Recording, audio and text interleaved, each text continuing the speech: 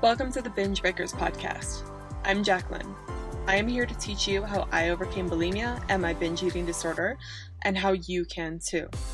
Through simple steps of mind management, repairing your relationship with yourself, understanding your habits, and intuitive eating. Disclaimer: this recording is not intended to be utilized as medical advice or a medical diagnosis.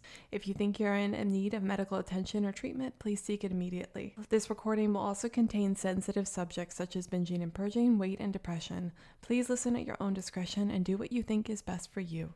Hello, guys. Welcome to the podcast. Today, I'm going to be talking about stats in terms of steroid use and Photoshop and cosmetic surgeries and procedures.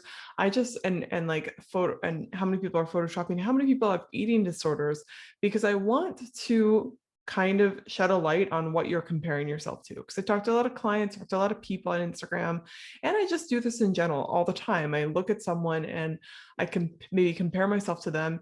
And you have to remember that what we see online, what we see in real life, sometimes isn't the full picture of what's going on. And I thought that this episode could be a really scientific based episode to show you, like, here's what you're comparing yourself to. Here's the reality that's actually going on. Here's what you're comparing yourself to. You might even be comparing yourself to people that aren't real, they're doing stuff that you're not able to do or you don't want to do. Here's what's really going on. And I think knowledge is power. So knowing that will help you when you're kind of going into it. But before we get into that, I have a few announcements. One, I was actually on a podcast recently with Kevin Burciaga. He was a guest on my podcast, and he has his own podcast called The Rational Eater podcast. He is amazing. Our approaches to bulimia recovery are pretty similar. So we talk all about the process of recovery and what we see. And it's just Kevin and I like to talk, and it's just a very organic conversation. I really love that episode. I've done multiple episodes with him on his podcast, and he's done an episode here with me. And then also, if you want to hear me like trash Miami drivers a little bit, probably not the best that I did that. But you can go find that episode in his podcast. So that was released last weekend. Go check that out. Secondly, I just want to talk about some gratefulness I'm feeling. I just got off the phone with a client who she is feeling so much better in terms of recovery. And this past month, she's really been in those final stages of letting go of bulimia and pursuing other things in her life. And she just told me about how she's really wanting to explore her sexual identity, and she's actually bisexual. And now she feels like she has the room in her life to even consider those possibilities, which is just like blows my mind, because that's obviously a huge piece of someone's life. And the fact that bulimia recovery is opening that up for her is just amazing, right? And when you think of recovery, you don't think of your life expanding in that way, even though I say it all the time, like your life expands when you recover from bulimia. But because bulimia is like you're staring at something up close, right? You're staring at this like wall really, really closely, and there's so much good stuff behind the wall, but you're staring at the wall. That's all you can see. And so removing that down, taking that brick wall down, really just opens up a world of possibilities. And this person, on top of that, she is also feels safe and confident enough to live by herself. So she wants to do that, explore her own identity outside of sexuality, just her identity in general. And then also is pursuing her job like a mad, crazy, ambitious woman. And it just inspires me, and she's finding other avenues that she's like, and she's creating job opportunities because of the time and mental space that she has. So I just thought that was so exciting. Whenever I get off a call like that, and our call wasn't even about food, it was about her, exploring things and pursuing different dreams of hers. That was what our coaching was about. And it was just so amazing to see that. Another client I had recently who recovered, she started to explore like her dreams of becoming a high-level athlete. And she hadn't even considered the possibility. It was just kind of shut down to it because she didn't have time for that. She had an eating disorder, all this sort of stuff. But she's now even considering that possibility for herself and going down that path, and also trying to work on her perfectionism. So it's just like so many things open up when you recover from bulimia. I don't think people realize that It's not just about the food. It's not just about the weight loss. It's not just about the body image or the binging and purging, any of that. Really removing that whole ecosystem from your life and going to a new ecosystem just creates a whole new world of possibilities that you were always capable of, and yet you never really gave yourself the opportunity to try them out because you were always so occupied with bulimia. It really is like a toxic relationship, a toxic relationship that you're in that takes up all of your time, is very needy, very demanding, and very abusive. And once you remove that from your life, you actually begin to grow again and become that person. And I want to be careful when I say that, because it's not to say you can't grow while struggling with bulimia. I see people all the time that are struggling with bulimia and also have so many things going on for them. They're amazing people. But I think that once you get rid of bulimia, it just tenfold expands you way more once you're done with that part of your life. So anyway, I just wanted to offer that as some hope for you guys, because a lot of these people never thought that they could do things like this, and now they are. Oh, and last story before I begin. One client she came from Overeaters Anonymous. That was what she was doing before working with me. And she really didn't like some of the concepts in Overeaters Anonymous, which is an amazing program. I don't want to bash them at all, but they have some concepts I don't agree with, and she certainly didn't agree with. And so she's like, I want to create a space in person for not only me, but other people that need support. And I just thought, how fucking cool that this client, now that she's recovered, she feels like she has control over her life and stuff like that, is now opening up space for other people to do the same thing. What? It's a grateful day. I'm really, really happy this is happening and excited about it. But anyway, today I wanted to talk about statistics, just some cool stats for you guys, because so many people don't realize the prevalence of Photoshop, of steroid use, performance enhancing drugs, PEDs basically, and how many people are incorporating things into their life that are aiding them in ways that you don't even understand, and yet you're comparing yourself to them without knowing the full picture. And it really creates this imbalance of you're running and striving for something that doesn't even exist or isn't possible given what you're doing. So you're trying to do it without the help that maybe these people are having. Maybe it's not real, or they're just using other things. I don't want to bash anyone that uses PEDs or anabolic steroids, anything like that, or gets cosmetic surgery or photoshops their images. I don't think that is inherently wrong.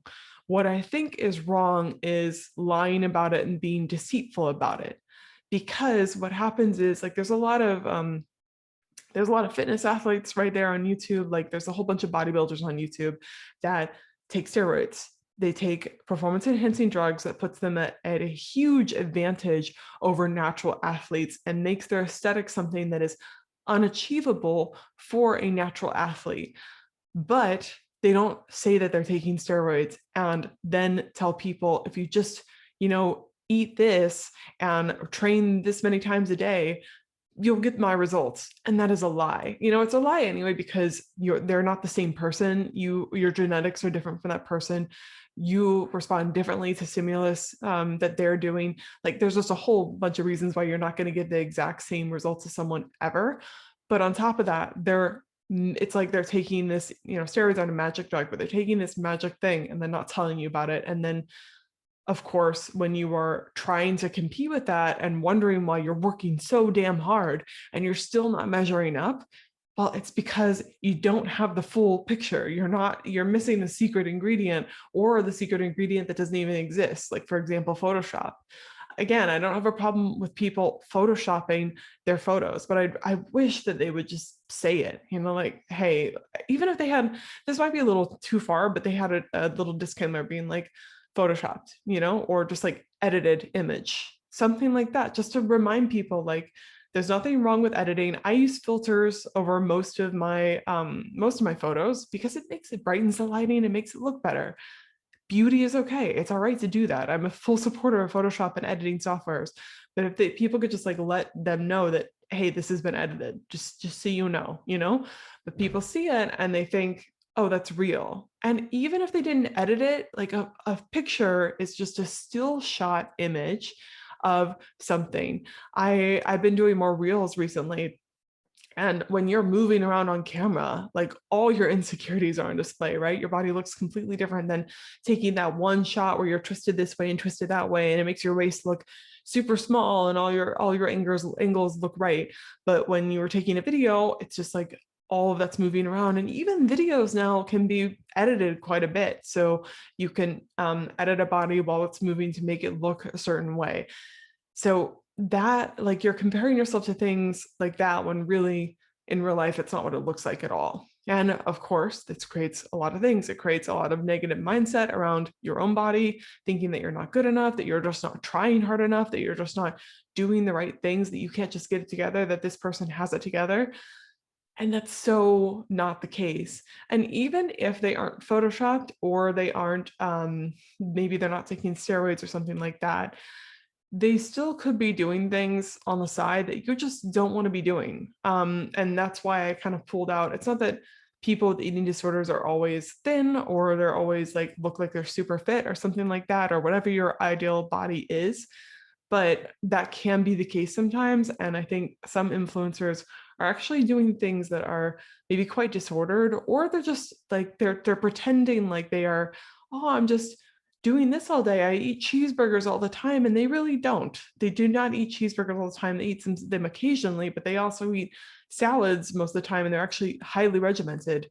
And that's, we can talk about whether that's good or bad on another day, but I would really honestly rather they at least told you, gave you the full picture of what they're doing behind the scenes so that you knew exactly what you were getting into if you wanted to pursue looking like that, you know? It's just that these things create really that, you know why they're bad, but I feel the need to explain it. It creates really unrealistic ideals for you and what's going on. It makes you feel like you're broken, like you're doing something wrong, when really that's not the case at all. But without further ado, let's get into some statistics about all of these little aids, if you will, that people use to make them appear a certain way, whether online or in real life, that you may not be super aware of.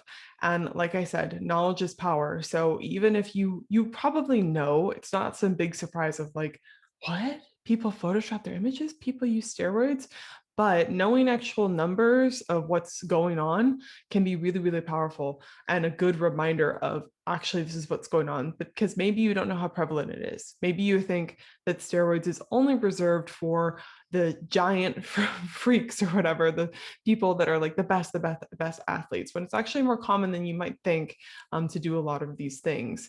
And it gets easier and easier to do these things given technology and scientific advancements. So this is only going to keep on going. And some of these stats aren't even from this year, they're from past years. So I can only imagine that a lot of them have actually grown in the past few years. But I really think that these numbers will help dispel the facade and hopefully give you a really good reminder when you're looking on Instagram to be much, much more conscious with your mind when you're looking at things and not just falling into the trap of like, these people are completely real. And also for those of you guys that are, you know, nerds like me, you should always, if someone makes claims, you should probably check where their sources are from. So I'll try to mention them as I go, but all of my sources will be listed in the podcast description below. If you listen on Spotify, I don't know if I think they do give a podcast description, but I'm not sure if you can click on the link, but you certainly can on Apple iTunes and that stuff. So the sources will be linked below if you're curious where I got these numbers from. All right, first thing, steroids. I was really curious to do this one because I go to the gym all the time and I see a lot of people that definitely appear to be on steroids, but I was kind of curious, like, what is the actual number? How many people are using PEDs? So the study that I have is the Global Epidemiology of Anabolic Androgenic Steroid Use, a meta-analysis and meta-regression analysis. And so the number that I pull from this is in the US, between 3 to 4 million people use anabolic androgenic steroids, and worldwide steroid users make up 3.3% of the population. Now, you may think, well, 3.3, that's not that much. And granted, yeah, it's not that much, but that's still a gigantic number. And I want to reiterate that, I want to say, people think, oh, steroid use is just for men. Only male athletes use steroids. That is not the case, and it's becoming more and more common for women to also use steroids. So if you're in the gym thinking like, people that use steroids are only the people that look like huge, gigantic freaks that don't look anything natural at all.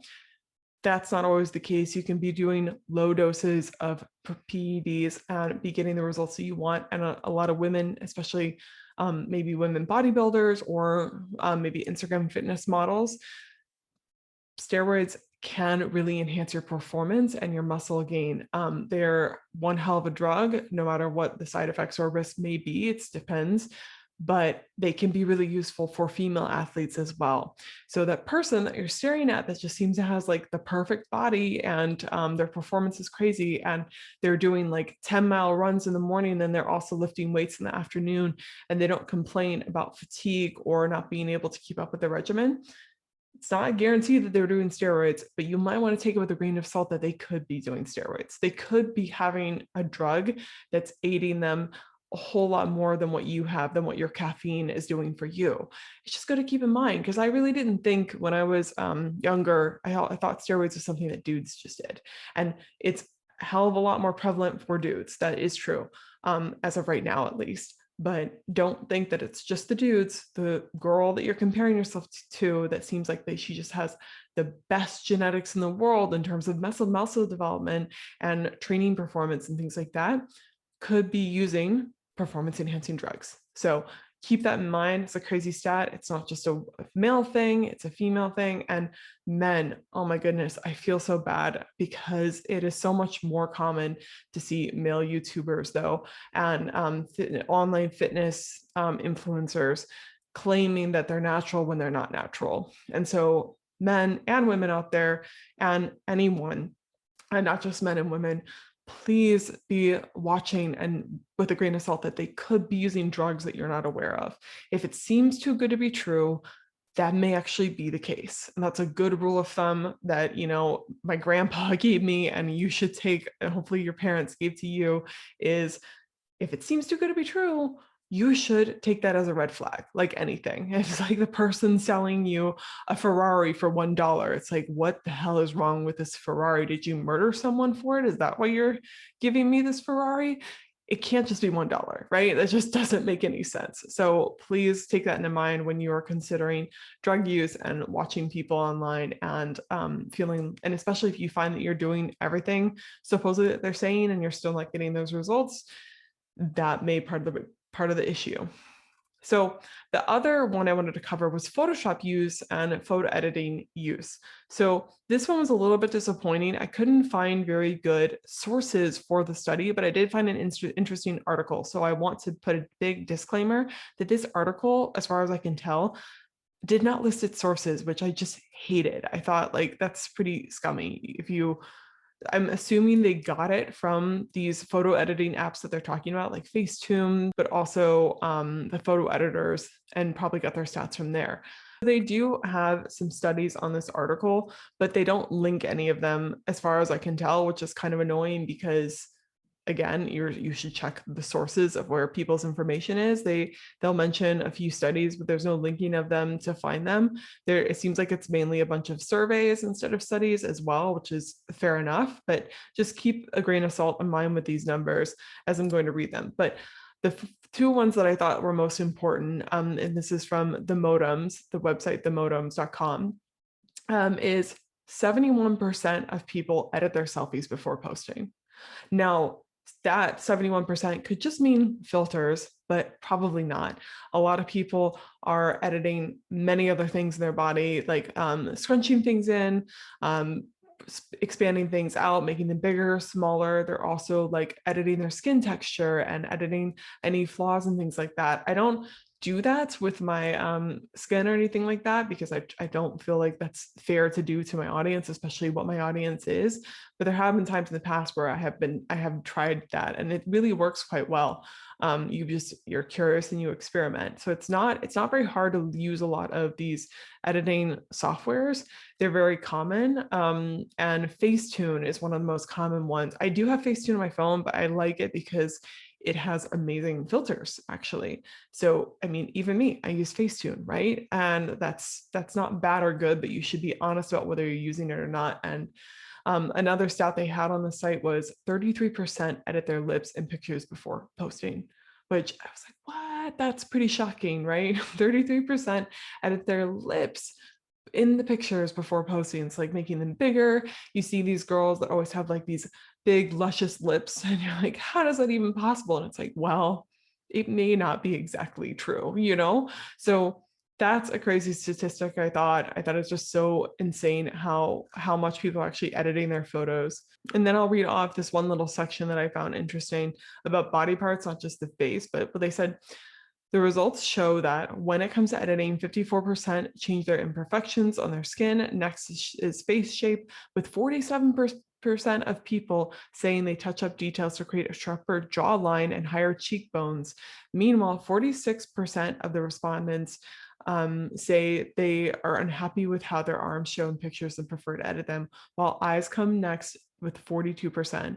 And 35% of people alter their bums in pictures before posting them online, while 33% say they edit their lips. What? How crazy. That would take so much more time. Posting just one photo alone, taking the photo, writing the caption for the photo, putting a filter, and then posting it, that takes enough time. But then to also edit them, it's crazy. But people feel the need to do it, especially like when there are so many people photoshopping it. You look at like having a normal body and posting it online feels a little bit scary and feels like you think you look like something's wrong with you. But like that is actually what's going on. If you look around, Instagram is not real. And you look at other people and people don't look like that in real life because it's not fucking real, right? So when you are posting things or you're scrolling on Instagram, especially, please keep in mind that it's probably edited in some shape or form. And again, even if it is true, maybe they actually do look like that. It could just serve you to believe that maybe they photoshopped it. And I don't like, I know people might give me hate for that, being like, well, some people, you know, do actually look like that. What are you supposed to say about that? Like, okay, they look like that, but you don't look like that. So what is the point in beating yourself up and comparing yourself all the time? You're just making yourself miserable. I will never have the bone structure of Kim Kardashian, and I don't want to attempt to do the plastic surgery to do that. And I don't want it because I've been able to get to where I've gotten and have a happy and fulfilling life looking how I look, not how Kim Kardashian looks or anyone else. I'm saying Kim Kardashian because she's literally right in front of me as I read this article. But it's just crazy that we compare ourselves to these people and think our lives would be so much better with them. And I know that people do judge us based on our appearances, but you got to stop at that language. Like your life wouldn't be so much more different. Probably would change, of course, because appearance affects you, but you have to remember that you've gotten to where you've gotten looking like you look right now. And of course, body shape has changed. My body shape has changed over the years. I like gained a bunch of weight and then lost weight and then gained it again and then stayed there and then intuitively ate and then lost some weight. Now I'm here. And I've gained muscle after that and now I'm here, right? But my body was never perfect that whole time, and I was still able to do a lot of things I want to do in my life. I was able to do everything I wanted to do in my life. Still pursuing that dream right now, but got to remember that your body doesn't necessarily have to change for your whole life to come together. It's actually quite the opposite. You kind of have to start doing things and then focus on your body as a side note. Okay, now cosmetic surgeries and cosmetic minimally invasive procedures. Now surgeries are actually when you go under the knife, you get cut open and things get moved around. Basically, that's my unscientific description of surgery. Procedures are minimally invasive, meaning like injections and things where they don't necessarily have to open you up and move things around and reshape your bone structure or something like that. Or like cutting off fat or anything. I think like liposuction is considered a surgery, and then soft tissue filler is considered a minimally invasive thing because they don't actually have to cut anything open, or they don't have to actually like take things out or remove things, as far as I'm understanding this. But these stats are from the American Society of Plastic Surgeons. So in the US in 2020, there were 352,555 nose reshaping surgeries.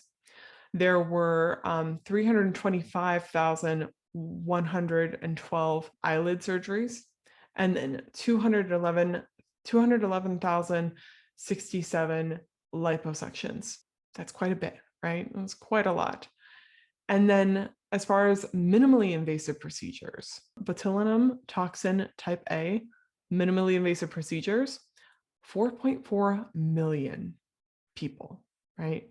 4.4 million. And again, I'm not knocking anyone that gets it. I will probably get Botox someday. I'll probably get maybe I'll even consider filler at some point. I don't know. Like I want my skin to look young and supple for as long as possible, for sure. But I just want you to be aware that there's so many surgeries and procedures happening. There's so many things people are doing to their bodies to make them look certain ways, right? It's not just that they woke up looking like that. They put a ton of effort into that appearance. It doesn't just organically happen. So if you're beating yourself up, like also know that you're not spending thousands of dollars on your face and your body, and you're not also using performance enhancing drugs and then not using a ton of Photoshop. Like all those things in tandem really create a different look altogether. And then also there were 3.4 million soft tissue fillers done in 2020 in America. And then, or in USA. And then laser skin resurfacing, 997,245. So yeah, those are some big numbers, right? Very, very big. And then lastly, I pulled up some eating disorder stats because, again, I'm not saying that eating disorder should be a good avenue to achieve certain looks, but I just want you to know how common these things are. And that while you also feel bad because you think I'm don't look like those people online that are doing all these things, also you feel bad because you're having an eating disorder or you're struggling with eating disorder and you think I'm the only one and I look like this or whatever. So here's some stats from NEDA, National Eating Disorder.org. That's a really great resource for anyone that's struggling with eating disorders. I always have it linked in the description of my podcast. Like if you need help to go to their helpline as well, if you feel like that's what you can do. They're just a great resource in general. But here are some of the stats that they pulled out. They have, I'm just linking their website, but under each of these stats, they actually helpfully list the studies that they got these from. So here are some stats for you. When researchers followed a group of 496 adolescent girls for 8 years until they were 20, they found 5.2% of the girls met criteria for DSM-5 anorexia, bulimia, and binge eating disorder. When researchers included non-specific eating disorder symptoms, a total of 13.2% of the girls had suffered from a DSM-5 eating disorder by age 20. Shocking, right? Males, this is from a different study. Males represent 25% of individuals with anorexia nervosa, and they are at a higher risk of dying, in part because they are often diagnosed later, since many people assume males don't have eating disorders. Another study, though most athletes with eating disorders are female, male athletes are also at risk, especially those competing in sports that tend to emphasize diet, appearance, size, and weight. In weight class sports, wrestling, rowing, horse racing, and aesthetic sports, bodybuilding, gymnastics, swimming, diving, about 33% of males athletes are affected. In female athletes in weight class and aesthetics sports, disordered eating occurs at estimates of up to 62%. Shocking, right? I also think, this is my own opinion, but I feel as though those stats could be higher, especially for the males and other people. Like this is just like two genders, right? But I feel as though those stats could be actually a lot higher than what they're saying, because people have to report them, right? They have to ask, and then people have to be honest. And I remember when we took anonymous surveys when we were in elementary school and public school, right? And they asked, like, do you struggle with these things? I remember lying on a few of those answers. I don't remember what I lied about, but I definitely remember being dishonest, even though they told us 1,000 times, it's anonymous. No one will know that you're writing this. No one will know that you're filling out the survey. But I definitely remember like marking something that actually wasn't true, right? Because I didn't want them to know. So all these stats right here, this is what people have reported. This is the information that they have been able to find by asking questions and reporting it.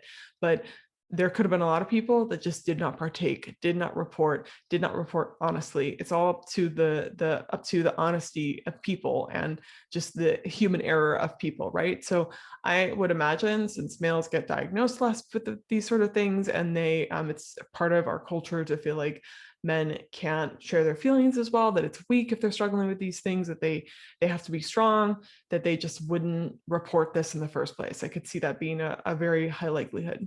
And then another study, a 2007 study, asked 9,282 English-speaking Americans about a variety of mental health conditions, including eating disorders.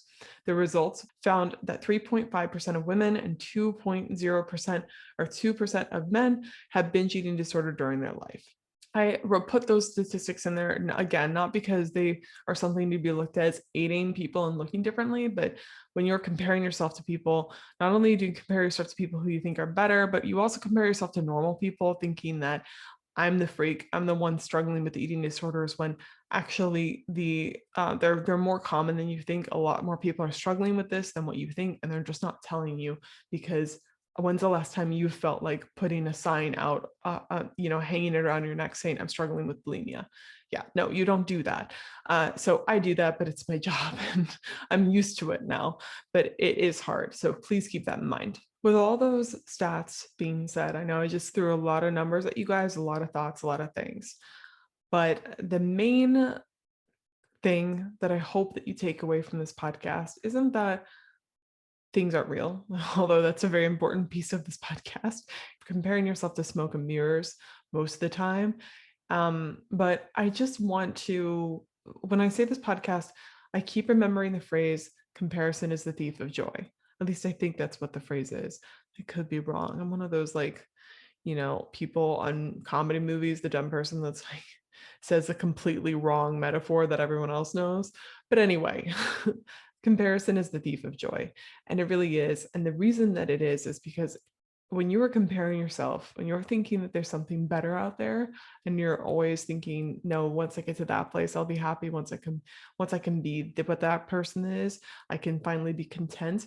It robs you of your presence in the moment, and it robs you of the joy you have for being present in the moment and the accomplishments that you already have, of the things that you can be grateful for right now, because you're spending time in their shoes, you're spending time in their pool over there, and thinking the grass is always greener. You're not really appreciating your luscious green garden that is right in front of you that you actually have.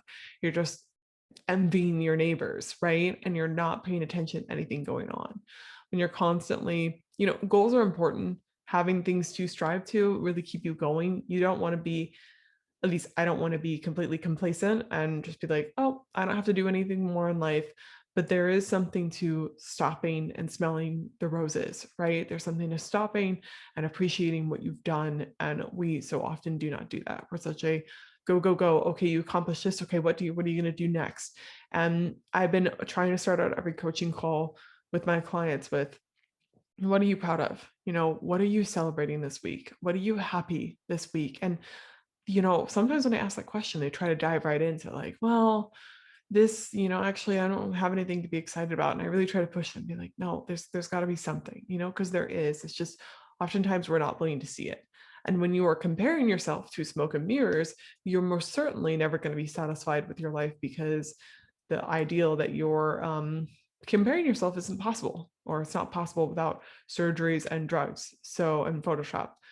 So, keep that in mind. Like, it's not just that comparison is a waste of time and it keeps you striving for an unrealistic standard and makes you feel bad about yourself, but it's really making you underappreciate your own life as it is, and your own body and person as it is, when really you're actually doing quite a lot better than what you think.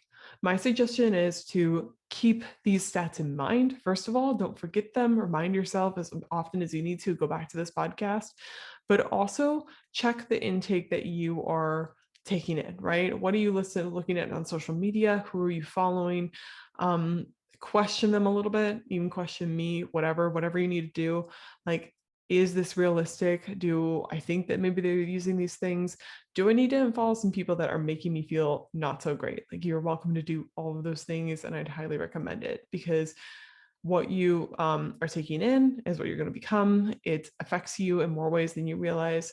what you're listening to, what I listen to, I repeat all the time. I soak up other people's knowledge, other people's ideas.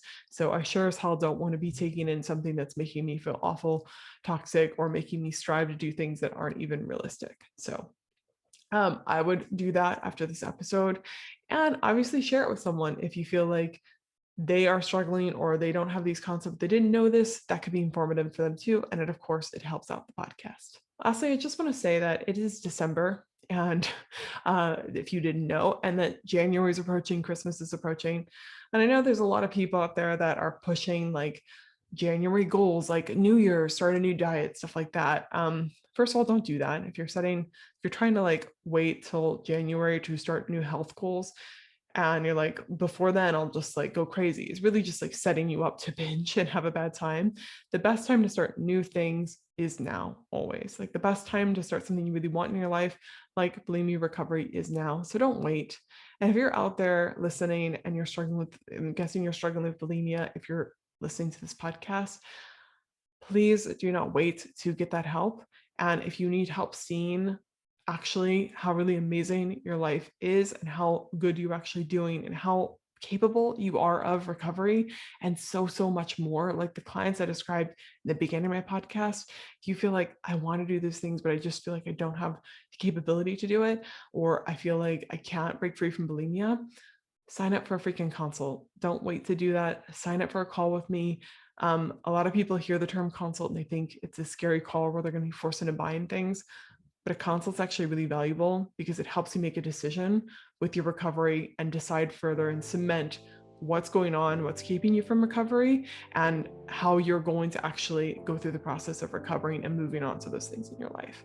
I have so many people that get on consults with me and they don't even decide to work with me, but they say the call was very thought-provoking and powerful. My schedule's pretty busy, so what you can do is email me at jacqueline.davis.biz@gmail.com, or you can DM me on Instagram and we'll get a call set up. It's very hard to schedule a call with me right now, partly because I'm gonna go on vacation at the end of December, but also I just get more appointments, and I'm trying to protect my time as well. But anyone that's even considering recovery, coaching amplifies those results so much. So what are you doing? Don't waste the time. Do that now. Okay, otherwise, I'm gonna let you guys go. Thank you so much for listening. I hope you guys have a wonderful weekend. We'll have some more exciting podcasts coming up soon. And otherwise, never give up on yourself, my friends. You're the most important person in your life. You can't give up on you. All right, bye.